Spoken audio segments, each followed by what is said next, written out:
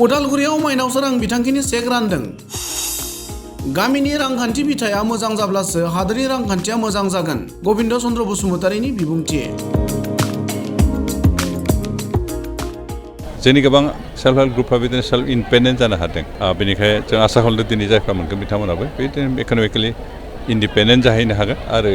मोनसे self help ग्रुपआनो मोनसे industry गायसननो हानाय बायदि पजिसनहालागै थांगोन आरो अब्लासो जोंनि गामि ओनसोलाव थानाय रांखान्थिनि बिथाया गोख्रों जागोन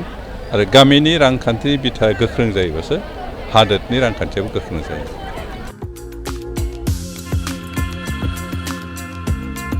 माइनाव सोरां बिथांखिजों बिटिसि सोरखारनिफ्राय बिटिआर हालामनि सेल्फ हेल्प हानजाफोरनो 25,000 रांनि अनसुंथाइ होनाया सोलिगासिनो। बेबादिनो मैया उदालगुरि जिल्लानि 33 नं ननाय सेरफां बिटिसि बियाब सिंनि माखासे सेल्फ हेल्प हानजानो बिटिसिनि लेङाइ गाहाय मावफुं सोद्रोमा गबिन्द चन्द्र बसुमतारी आरो मावफुं सोद्रोमा सन्जिब तातीमोननि नुजाथिनायाव राननानै होयो। बे चेक राननाय हाबाफारियाव बाहागो लानानै खौरांगिरिनि सिगाङाव थांनाय बिटिसि बिसायख'थि समाव सेल्फ हेल्प हानजाफोरनो 75,000 रां होनाय जागोन होनना खोथा होनाय बादि गिबि खोलोब महरै 25,000 रांनि चेकखौ बिटिसि सोरखारा होजेननाय जाबाय आरो उननि समाव आद्रा थानायखौ फारि फारि होलांनाय जागोन। सोरखारा होनाय बे 25,000 रांखौ मोजां खामानियाव थि रोखोमै बाहायना रांखान्थि हालोदखौ गोख्रों खालामनो नाजानांगोन होनना गबिन्द चन्द्र बसुमतारी बिथाङा बुङो। लोगोसेनो बेनि अनगायैबो बिटिसि सोरखारा गुबुन बायदि बायदि बिथिंनि जोहै रायजोफोरनो अनसुंथाइ होबोदों आरो होलांबाय थागोन होनना खौरां बिजोंनि गेजेरजों ओरैबायदि फोरमायो।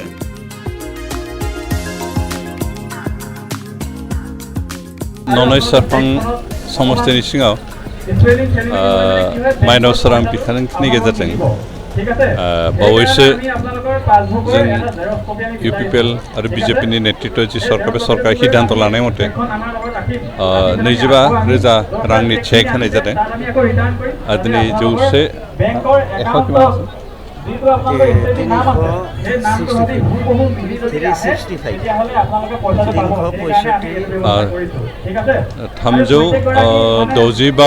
चेक होनाय जादों। बेनिखायनो बेखिनि चेकखौ जों होनाय जादों। जिहेतु जों थांनाय बिसायख'थिनि सिगाङावनो गासैबो सेल्फ हेल्पफोरनो 75,000 रां होगोन होननानै बुंनाय जादोंमोन आरो बेखौ जों गोबां सम मावफुंनो हायाखैमोन। खिन्थु थांनाय 23 जुलाइनिफ्राय जों बे माबाफोरखौ स्टार्ट खालामदों आरो बे मथेनो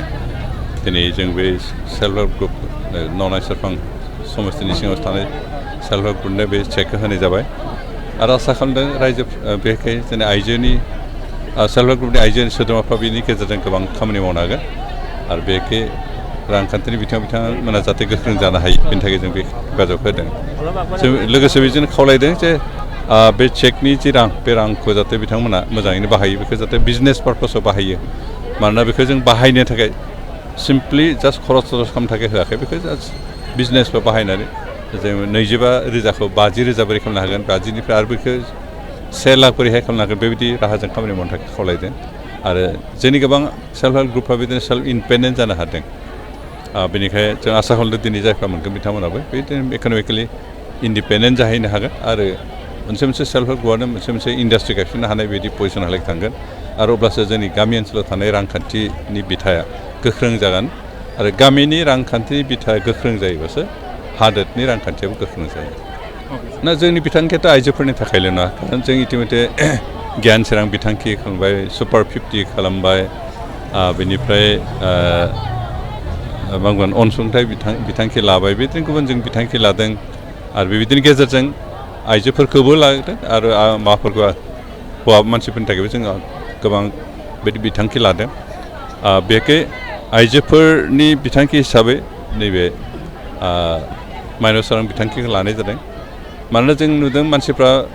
उइमेन एम्पावारमेन्टनि थाखाय खामानि मावो खिन्थु बिथांमोना मात्र जोंनि आइजोफोरखौ राजखान्थिनि बिथिङावल'सो गोख्रों खालामनो नाजायो खिन्थु रांखान्थिनि बिथिङाव गोख्रों खालामनो नाजाया खिन्थु जों मोननैबो राजखान्थि आरो रांखान्थिबो मोननै बिथिङाव जाहाथे आइजोफ्रा इन्डिपेन्डेन्ट जानानै सोलिनो हायो बेनि थाखाय जों बे बिथांखिखौ लादों आरो बेनिखायनो जों आसा खालामदों जोंनि बिटिआर ओनसोलाव थानाय आइजोफ्रा गुबुन गुबुन हारि माहारिनि जिथु आइजोफोर थागोन बिथांमोना जाहाथे रांखान्थि आरो राजखान्थि बे मोननै बिथिङावबो सांग्रां जायो आरो हौवाफोर गैयाब्लाबो जोंनि ओनसोलखौ जोंनि हादोरखौ जौगानो थाखाय खामानि मावनो हायो बिनि थाखाय जों बिथांमोनखौ सांग्रां खालामनो नाजादों आरो आसा खालामदों जों थांखि लाना खामानि मावदों बेयो मोजां फिथाइ थायगोन अन्तत जोंनि समाव नङाबा जोंनि फिसा फिसौफोरनि समाव आइजोफ्रा गोख्रोङैनो खामानि मावनानै समाजखौ सालायनो हानाय जाहैगोन बेखौ जों खावलायो जों दासिमहालागै बेखिनिखौनो लादों नेक्स्ट जों आरो बेबायदिनो गामि ओनसोलनि रांखान्थि बिथिं गोख्रों खालामनो थाखाय बे हाबाफारिखौ लागोन इतिमধ্যे जों गोबां सिन्था सरसा खालामदों बेखौ जों फाइनाल शेप होनो हाथ'वाखै आरो होयोबानो जों बेखौ बाहायगोन उदालगुरि आरो भेरगाव ब्लकनि बेन्दोंनि सिङाव थानाय सेल्फ हेल्प हानजाफोरा बे 25,000 रांनि चेकखौ मोननानै गोजोननायजों ओरैबायदि फोरमायो আপোনালোকৰ চেক মানে আত্মসহায়ক গোটৰ নাম কি প্ৰাৰ্থনা আত্মসহায়ক গোট কিমান টকাৰ চেক পালে এতিয়ালৈকে পোৱা নাই মানে নাম আছে বুলি শুনি পাইছো আৰু 25,000 ইয়াৰ কাৰণে কাক পৰ্বত বৰক ধন্যবাদ জনাম তাইতো দিছে এতিয়া সেইকাৰণে আৰু আমাৰ সঞ্জীৱ তান্ত্ৰিকো ধন্যবাদ জনাম যাতে কি আমাক অলপ আগবঢ়াই দিছে আৰু আজি প্ৰথমবাৰ চেক পাইছোঁ ভাল লাগিছে আৰু এই ছাৰহঁতক ধন্যবাদ দি আছোঁ চবে ছাৰক কিমান টকা চেক পালে 25,000 হয় আৰু এইটো আমি কিবা এটা কৰিম আগবঢ়াম আৰু ইয়াৰ পৰা লাভ কৰিম লাভ কৰি ফালে দেখাম কেইজনে আছে আপোনালোক আমি 11 জন আছোঁ আচ্ছা যিখিনি বাকী আছে আপোনালোকৰ মানে পাবলৈ আকৌ ছাৰকলে কি অনুৰোধ কৰে আৰু পাবলৈ সেইটোৱে আমি ইনকাম কৰিম চালেতো ছাৰ নিজে দিব এনেকৈতো কৈছে সেইটোৱে আৰু ছয়পাত্ৰী আত্মসহায়ক গোট হয় আমাৰ সেলফ হেল্প গ্ৰুপৰ নামটো হৈছে ছয়পত্ৰী সেলফ হেল্প গ্ৰুপ কিমান টকা চেক পালে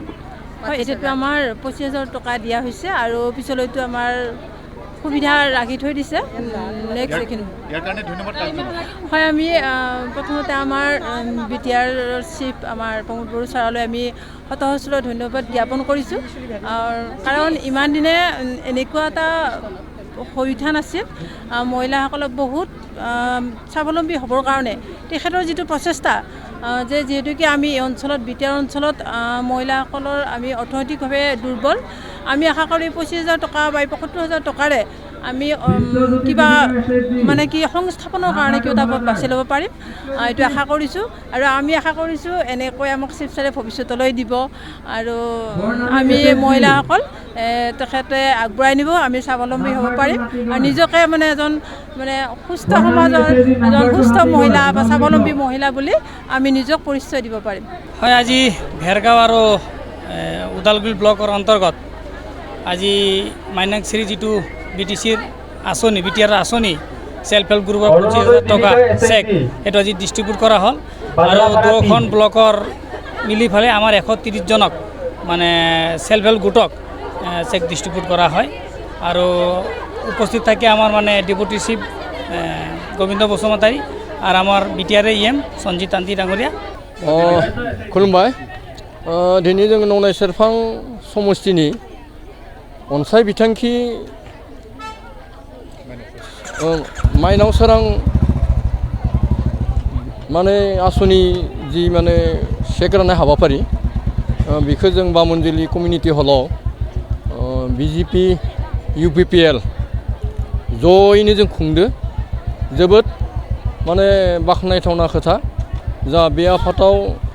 जोंनि डिपुटि चिफ मानगोनां गोबिन्द चन्द्र बर' लोगोसे जोंनि सहयोगी दल UPPL नि बे नंनाय सेरफां समष्टिनि सन्जीब तान्ति बिथाङा थादो BJP नि दा बे हिसाबै जों 130 जन जि जोंनि माइनाव सोरां अनसाय बिथांखिनि मुङाव आत्मसहायक ग्रुपफोरा चेक मोनदो दा बेयाव गाहाय आलासि हिसाबै गोबिन्द चन्द्र बसुमतारीनि आखाइजों जागायनानै सन्जीब तान्तिनि लोगोसे जोङो BJP नि कर्मी आरो UPPL नि कर्मी बयबो लोगो नांनानै जोङो चेकखौ बिडिअ अदालगुरि बिडिअ आरो भेरगाव बिडिअनि माने सहायाव माने रानना होनोबाय बिराद मोजां दिन मोजां नांदो दिनै रसिया बन्धनबो बे रसिया बन्धन हिसाबै जों बयबो आइजो माहारिखौ बिदा हिसाबै बयनोबो मोनसे उपहारजे होनो हाबाय जोङो BJP आरो UPPL जमायैनो बे मोनसे बाख्नायथाव जादों आरो